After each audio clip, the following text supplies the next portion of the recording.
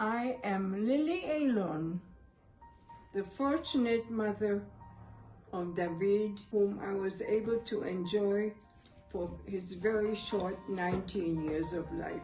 But those 19 years were full of joy and full of talent and full of happiness.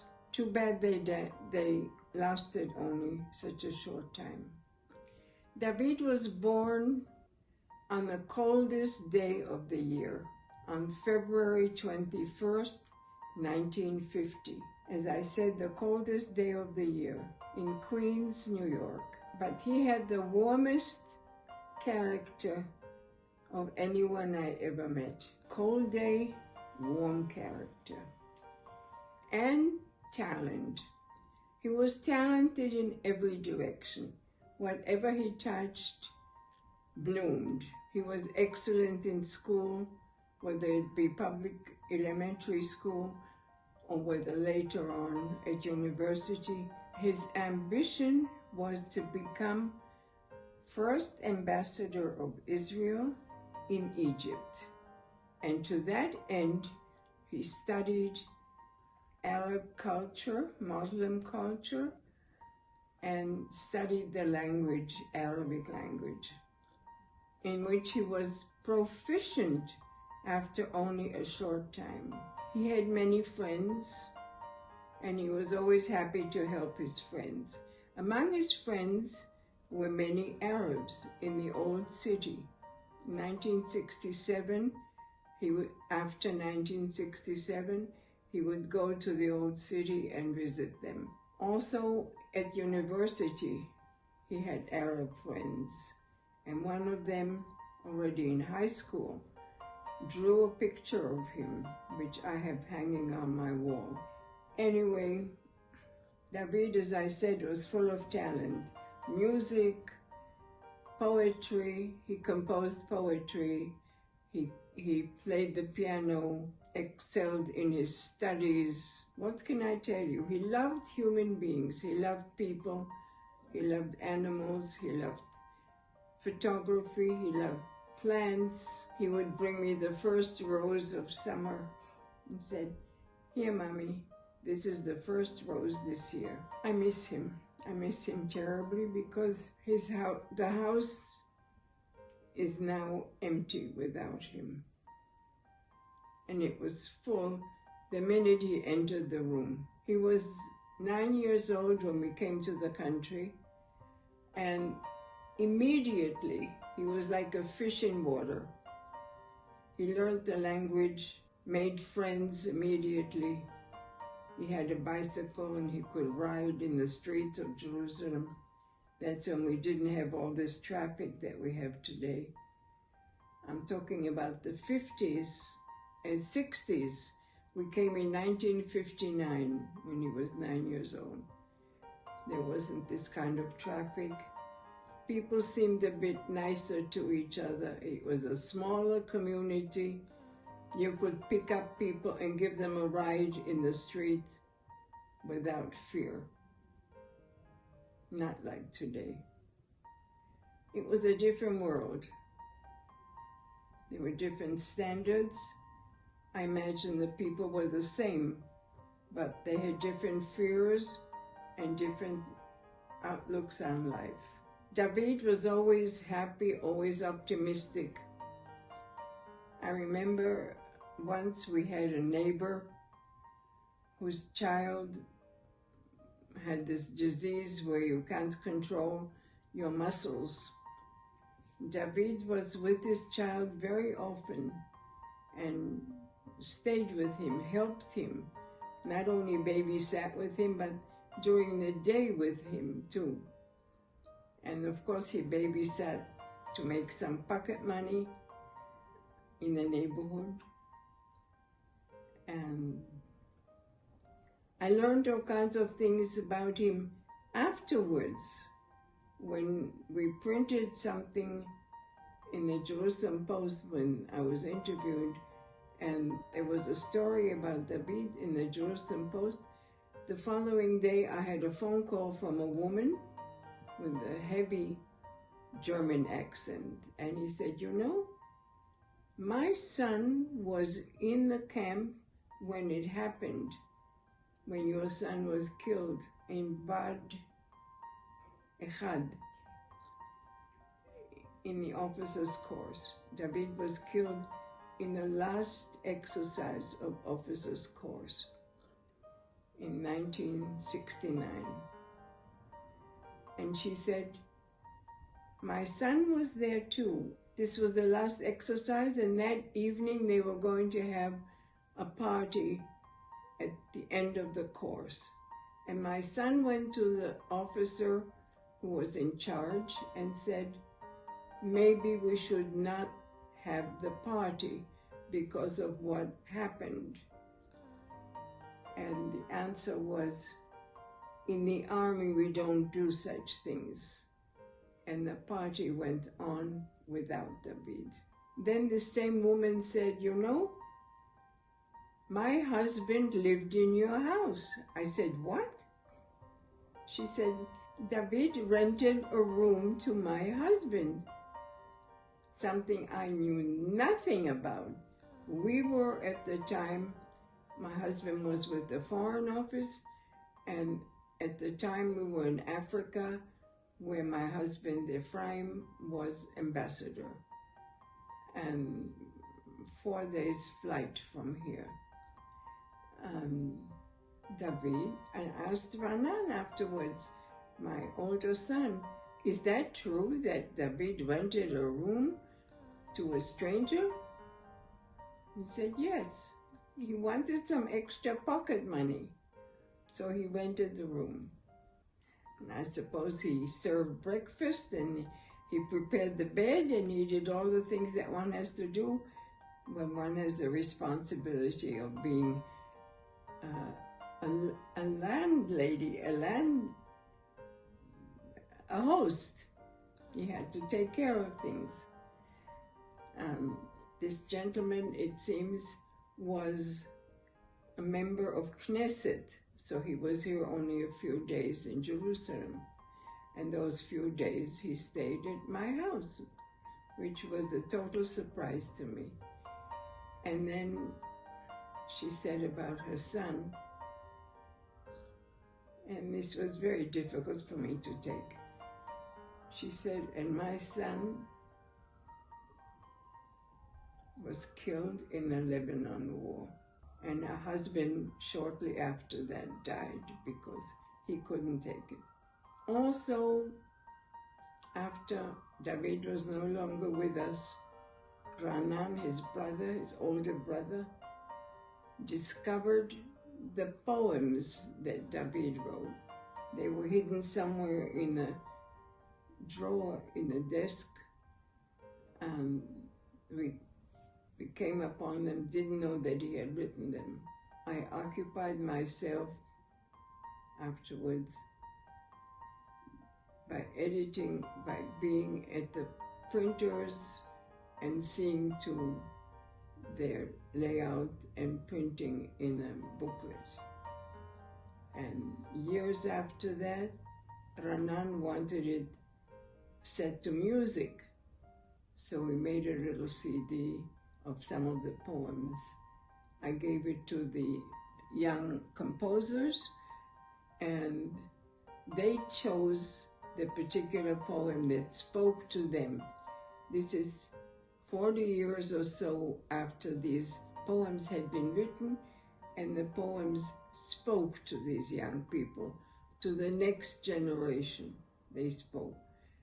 One poem was chosen by 3 composers. Each one composed a different melody to the same words.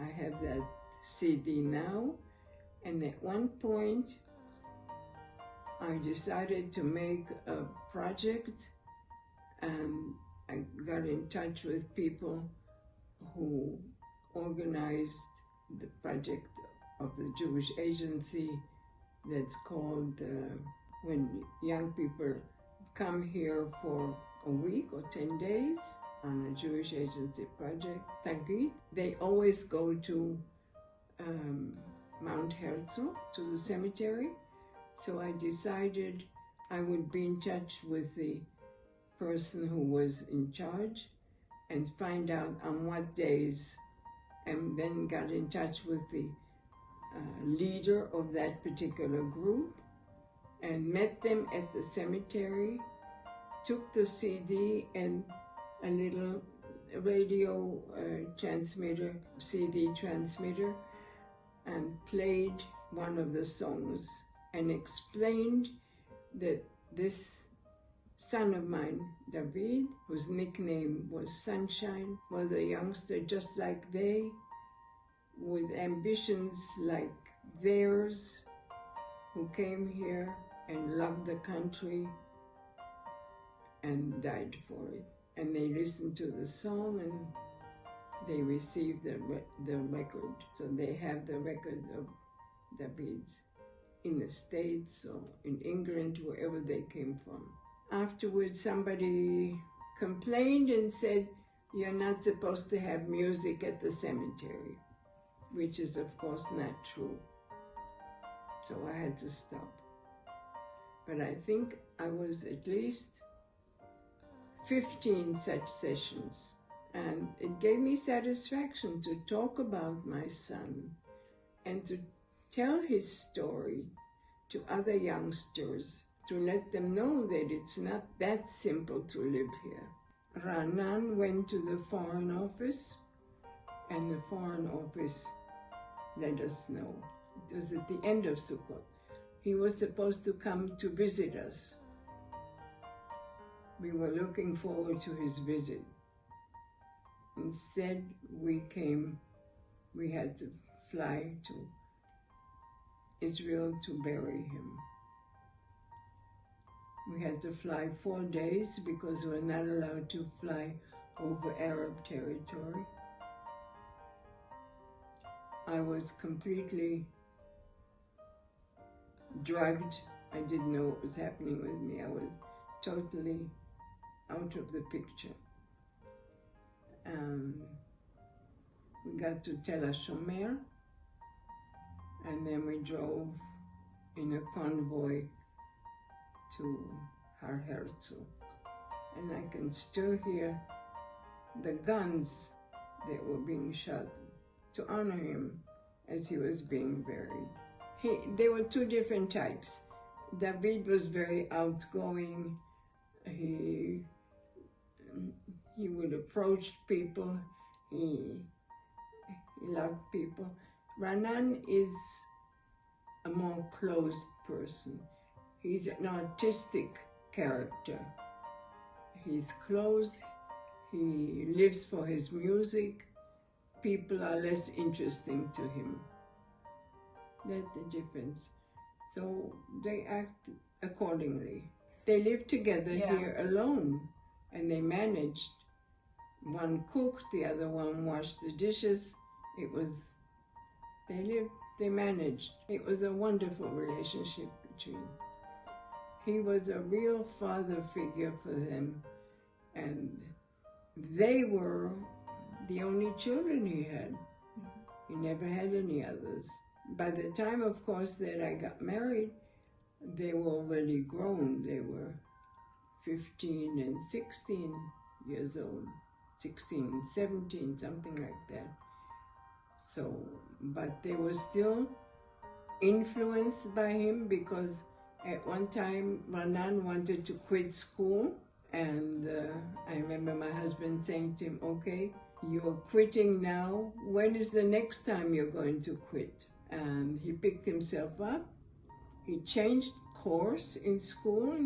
Instead of science, he decided to go into the art ways, and he stayed up nights catching up on all the literature, reading all the literature that they had read during the years, and he managed beautifully. He came out with flying colors. I remember one day he was coming home from school, came a bit later than I expected, and I said, "David, why are you late?" He said, "Well, there was somebody, a man, who took my hand and wanted me to go with him to see his pictures into his apartment. And I was telling him, no, I don't want to go. And it took me a while. So that's why I'm a bit late. I didn't want to go with him. Another time when he was late, much more late, later than usual from school, and they were both very independent. I didn't have to pick them up. He came back and he said, I was at Hadassah and they pulled my wisdom tooth.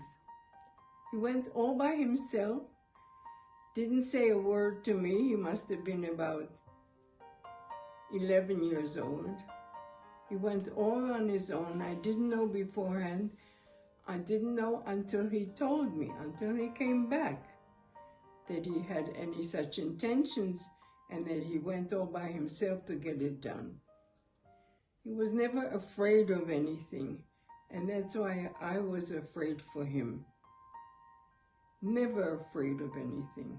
One day, I don't know whether I told this already, when he had a date with his friends to go bike riding, and it was raining. And I said to him, no, we don't go. And his friends were waiting outside. I said, no, you're not going. He wanted very much to go. It was raining just a little bit, not much. He just listened to me, listened to his mother. And I was very glad he was. By then, he was already 15, not a baby, not a small child. And his two friends, Bubi and Gili, were waiting for him, but he wouldn't go. So he was still my child, very much so, very much attached, very close to me, and listened to what I said, which made me very happy. David read a great deal. He read philosophical books, he read poetry, and he was very much influenced by it. When he wrote his own poetry, it was quite original, but you could feel classical poets somewhere within it. There was one, we discovered his poetry afterwards. We didn't know that he had written it. And Ranan, his brother, found in one of the drawers a whole trove of writings. Some of them we photographed as they were. Some of the translation of Robert Louis Stevenson, called, of all things, Requiem. He translated into Arabic and Hebrew. His teachers were quite astonished about what he could do. And then he wrote in Hebrew poetry, and English. And here's an example of a very short English one. He wrote, when all the tears are dry, the dead in graves will still lie. All that's left is a lingering sigh. And then will someone lift his head up high and ask the question of no reply? My Lord, why? My Lord, why? Something that I like very much. להזדקק, להיות נצרך למישהו, הרי אלו החיים. להתחייב, כבר אינך צריך. התחייבות די והותר בכך שנולדת. אך להזדקק למישהו, לא לחברתו בלבד, אלא לו, למהותו, לקיומו, הרי זו נחלת מעטים מאוד. ולהיות אדם לא זקוקים אחרים, רבים, יש אף פחות. Anyway, now, what remains are only memories, which is what remains of anybody at the end. just memories. And if they are happy memories, then you are lucky. So I'm lucky. That's about it.